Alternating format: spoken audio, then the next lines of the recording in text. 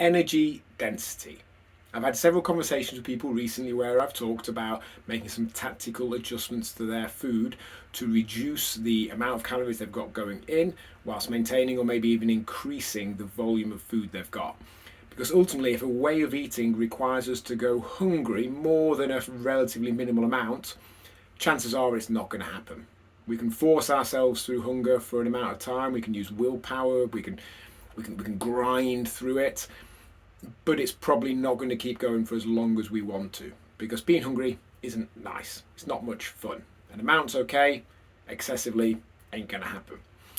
So when we're changing some food options, what we can look to do is reduce the energy density. And energy density is a more complicated than it actually is sounding way of describing the amount of calories per 100 grams. Because the less calories something has per 100 grams of weight, the lower the energy density. The more calories something has per 100 grams of weight, the higher the energy density. So the energy density of everything we ever eat is super easily available, either on the label that it comes with or from a quick Google. If we can't get it mega precise, we can find it relatively close to that. We can bring it up on MyFitnessPal. We can scan the barcode.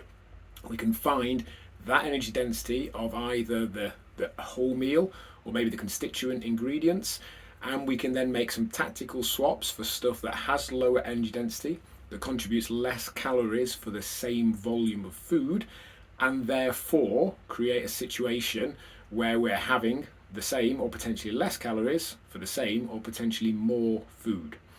There's nothing inherently fattening about chocolate, but in 100 grams of chocolate, there's about 550, 600 calories. In 100 grams of broccoli, there's about 35 calories. Not suggesting we should make a direct swap for chocolate to broccoli, but that's just indicative of the difference you can get for some foods. It might be that you swap your chocolate for something else you enjoy just as much that contributes 350 calories per 100 grams. You're not far off halving the energy density.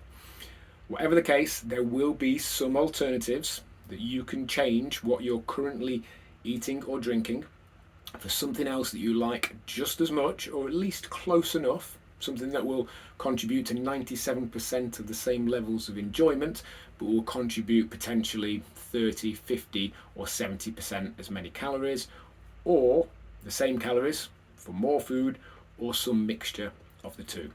Again, don't overcomplicate energy density, it's just the number of calories per 100 grams. On average, the lower that is, the less calories you'll get for the same food, or the more calories you can have, the more food you can have for the same calories.